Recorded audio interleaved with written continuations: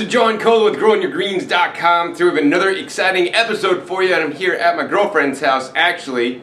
And many of you guys know that I helped her set up her very first garden, and it's sitting right next to me. This is known as the AeroGarden 7 LED.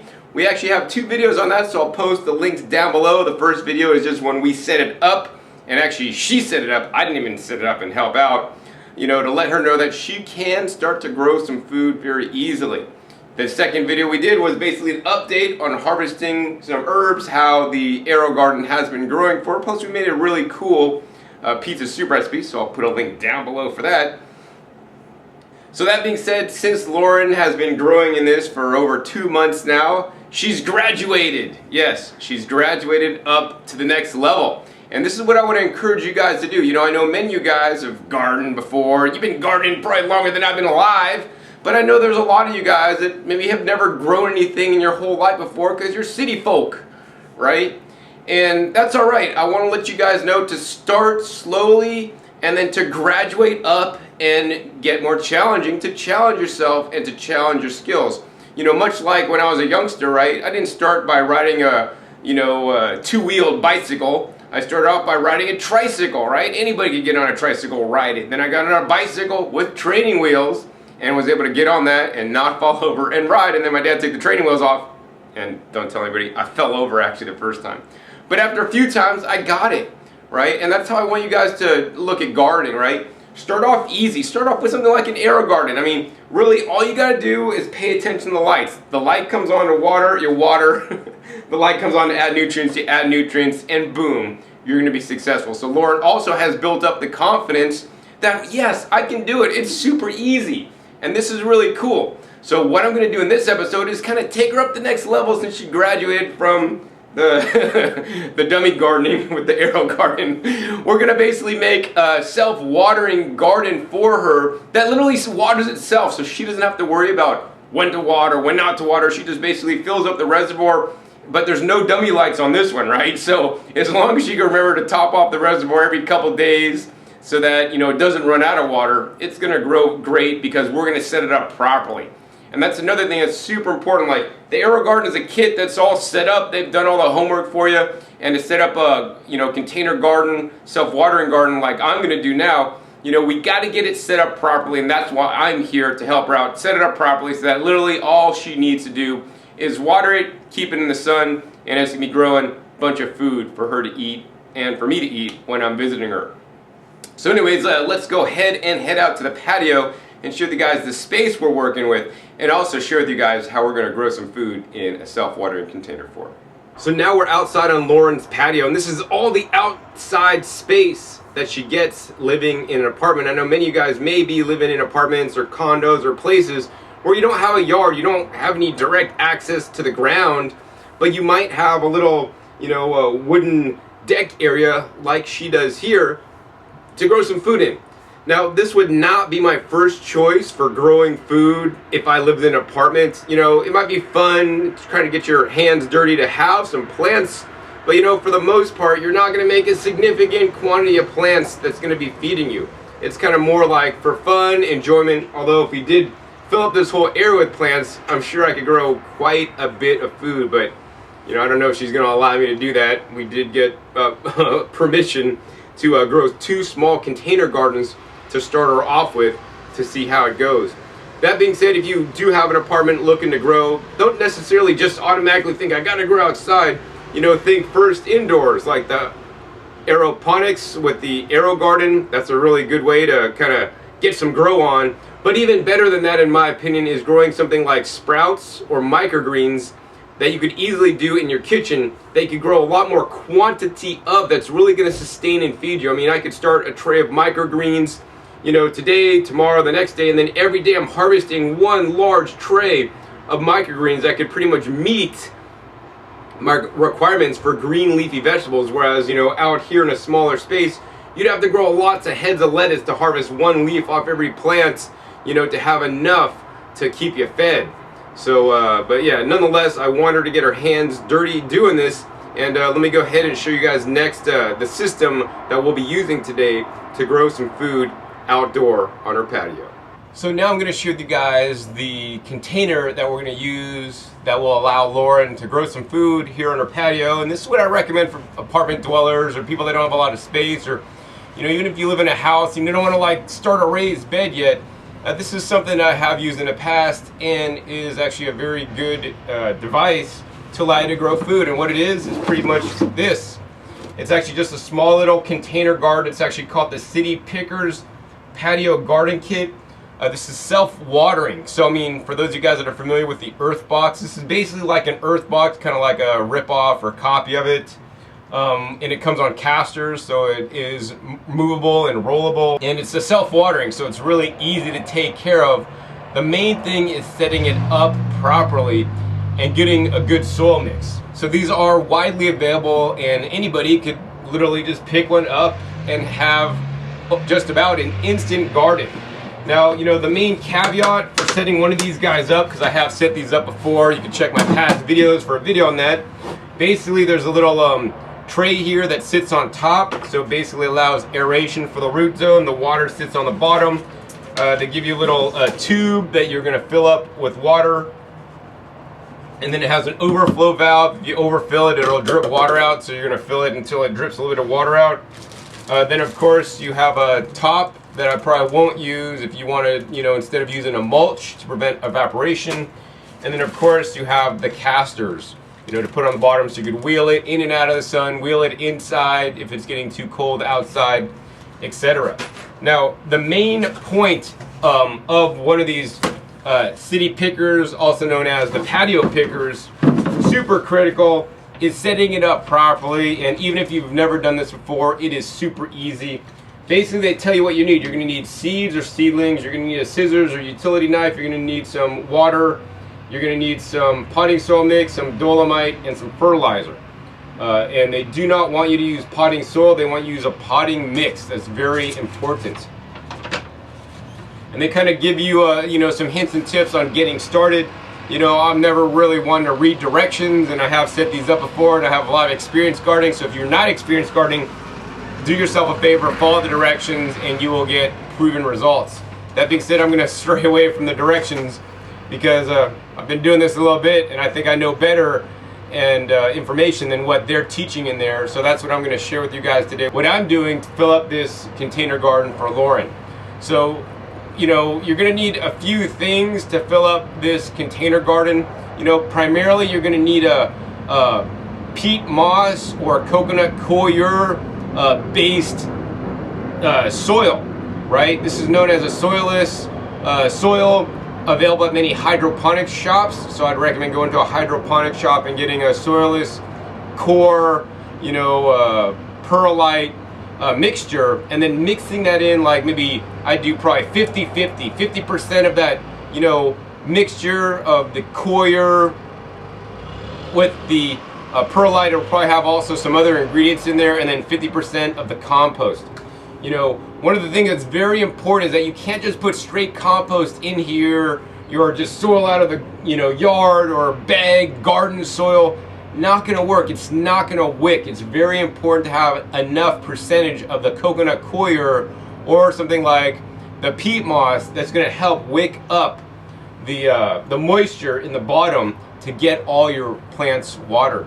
So that's simply what I'm going to do. I'm going to put together my own soil blend, and it can be very difficult to buy compost in many areas. I haven't fully researched the best compost here in this area. And so, a lot of the bag products at the big box stores, I'm really not happy with. It's really like subpar, contains too much sawdust and all this kind of stuff. And it's just not good soil. So to get the best soil, I actually had to make a call to a buddy. I called up my buddy Josh at the Boogie Brew Company, who actually sent me several flat rate boxes of some soil, including some rock dust and worm castings. And in addition, locally I picked up some coconut coir that's going to help with the wicking action. So the next part of this video, we're going to go ahead and show you guys how I'm going to mix this soil blend up for Lauren to fill up her little container garden so that she can start growing some own food. Of course, besides just the soil blend, you're also going to need the seeds or the plant starts. And of course, I always encourage you guys that are new in the garden, never grown anything before, buy the plant starts. It's like 10 times easier than trying to start your own seeds, because when you start your own seeds, they may not germinate, they may not get enough light, they may, not be super healthy, and then you're not going to get full productive yields.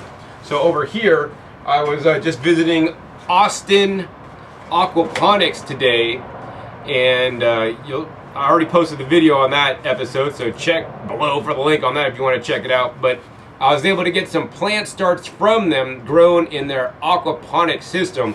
These are some of the healthiest plant starts that I've been able to find in the entire Austin area. We're going to go ahead and transplant these that were in aquaponics into my high nutrient dense soil mixture into Lauren's garden, so that she could be eating some of this beautiful red lettuce and things like the curly kale as well as dinosaur kale. So anyways, let's get started and make up that soil mix. Alright, so now I'm going to share with you guys the soil blend that I'm going to create. So once again, we got the coconut coir or the coconut fiber here in a bag locally. And we got 4 boxes from the Boogie Brew Company. I believe we got the Marley mix soil. That's the Boogie soil. Really rich, really good. I do have an episode on that, so check once again the link below for the episode on the Boogie soil.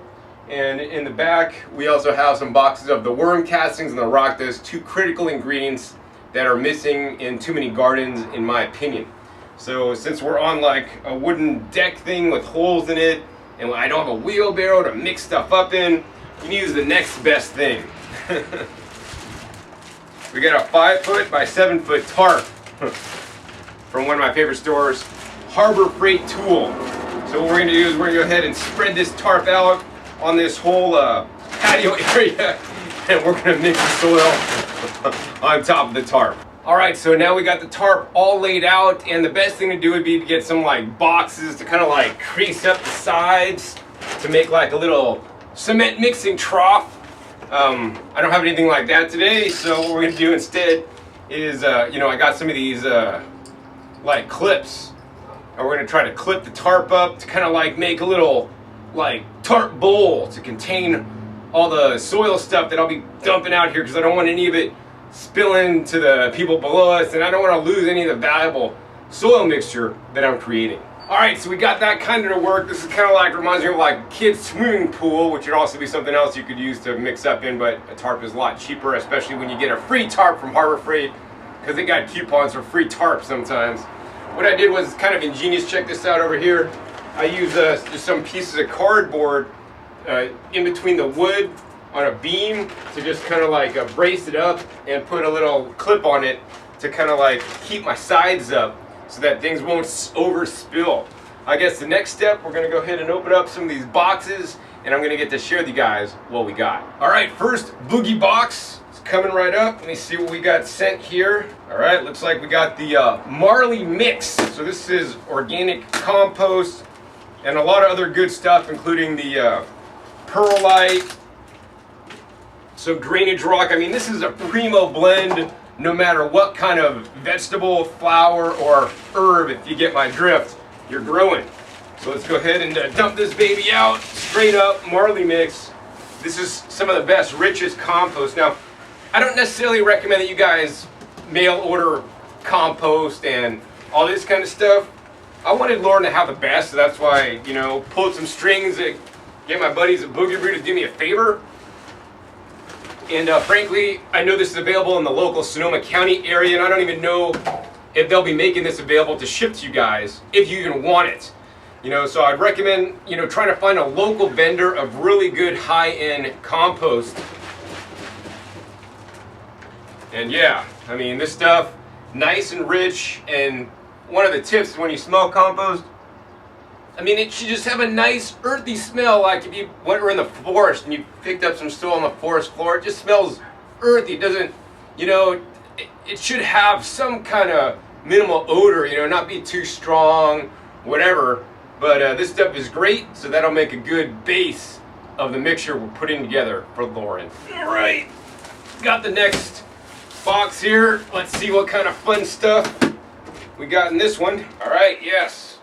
Got another bag of the Marley mix coming right out to get mixed right up. This is the label right here if you guys want to check it out. It's a Moonshine Marley mix. And this, one of the cool things about this mixture is that it is actually pre-inoculated with the very own Boogie Brew compost tea. You know, when this is mixed and made, you know, no other compost that I know is pre-inoculated with compost tea to give your plants the microorganisms to help get them ramped up to absorb all the nutrients that are based in this rich compost.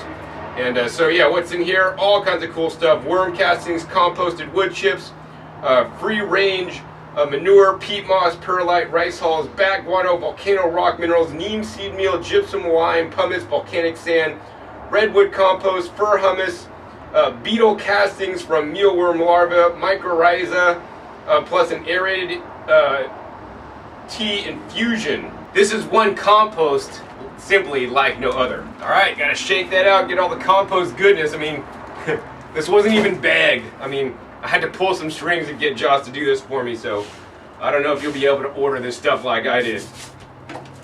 Plus, it just doesn't make financial sense to be ordering and shipping compost through the mail. Find a local source, man, you know. Most important thing, don't get compost from the big box store. Most of the time it's not going to be good.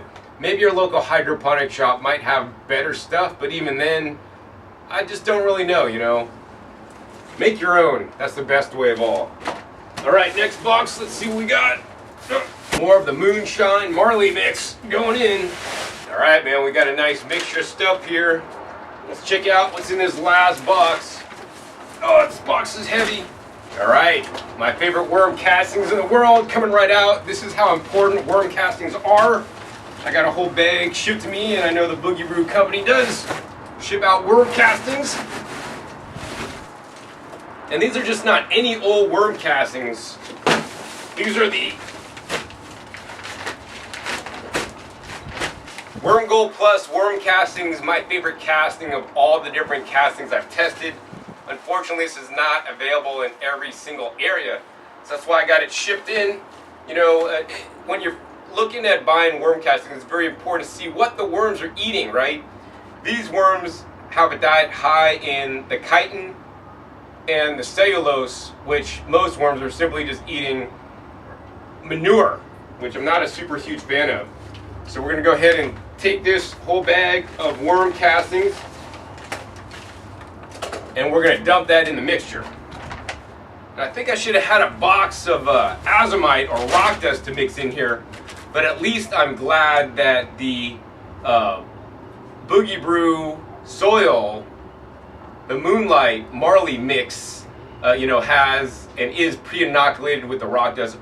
You know, I would like to add, you know, a nice bag of the rock dust to make sure my girlfriend's going to be growing mineral-dense plants. All right, let's dump this guy out. A lot of soil sitting here on the deck. Of course, last, we need to add one more thing to this mixture, because if we just mix this all up, put it in the bed, it's not going to wick properly, right? So we need a coconut coir, and what we're going to do is we're going to go ahead and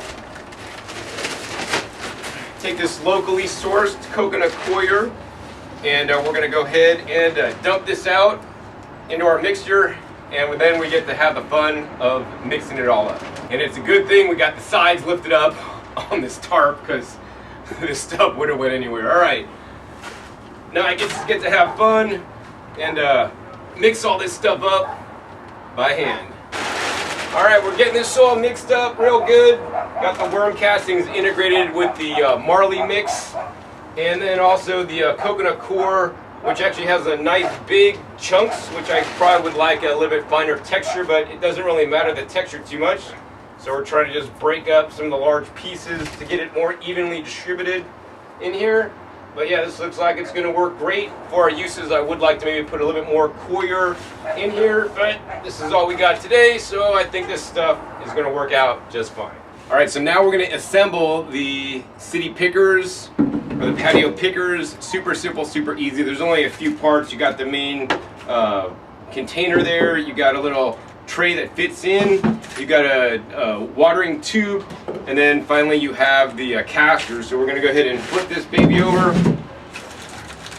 And first we're going to go ahead and put the casters on. Now, I don't know why other garden systems, that are similar to this don't include the casters. It just makes it a lot more convenient and easy to move the garden, and I'm sure it doesn't cost the company a ton of money. So, yep, put these guys in there. All right, now flip this baby over. All right, we are mobile. Nice rolls, nice and easy. Next, we're going to go ahead and put the tray in. Make sure you get the proper orientation on the tray. The cutout end goes on the small end, so you can actually put the watering tube in there. And the only next thing to do is actually to fill it up. So we're going to start filling this up now. And the main thing to do when filling it up is you want to pack in the soil into the corners and make sure it's nice and tight down into the corners. This is going to allow you for better wicking. Once I got all the corners packed in, we're basically just going to take the soil and gently spread it along. We don't want to like get soil down below the grate. We just want it to, sit above the grate, so we're not really packing it in. We're just kind of like layering it on. All right, so it looks like I got this guy all loaded up with soil, and man, this guy is definitely pretty heavy now. And what I'm going to do next, actually water this soil in to get it nice and moist and ready to accept the plants that I'm going to transplant. All right, so as you guys can see, got this guy almost planted out, and I'm doing the vegetable bed. Lauren's back there planting all the herbs out, and we'll come back at you right in a little bit when we're done planting, and I'll go over with Lauren how to take care of her new patio apartment container garden. So as you guys can see, we got this entire garden planted out for Lauren. We got the two little patio pickers, and we got basically 9 different herbs planted in this one. Actually, we took 2 of the plants out of the arrow garden that weren't doing good to give them a second life to see how they were doing here, including the cilantro and the parsley. We also got some chives, some rosemary, some fennel, some sage, some oregano, some mint, and of course, some thyme. Over in this one, we got things like the broccoli. Over here, we got a kale, curly kale, dinosaur kale, and we got some red lettuce and green lettuce, all interplanted. Now, this bed was planted a little bit too close. That's because we want to encourage the plants to grow, and then we're going to shave off the leaves. So this mature kale plant, we literally got to come in and just harvest all the bottom leaves just to leave the little top middle coming out, so it doesn't shade out all these little small plants, down below them. So this was intentionally done. I always want to encourage you guys to pack as many plants in as you possibly can, but not overpack them. So in the case of herbs, because some of those herbs will get quite large over time, we only planted 9. In the case of the vegetables here, the leafy greens primarily, we can harvest these to keep them pruned down, to keep them small, so that we can fit this volume of plants in this small amount of space. I guess the only care that I need to share with Lauren at this point is, once you plant in all your plants, you just want to give them a light little water here. And that's why we got this little container, water on the top. And that's number 1. It's very important.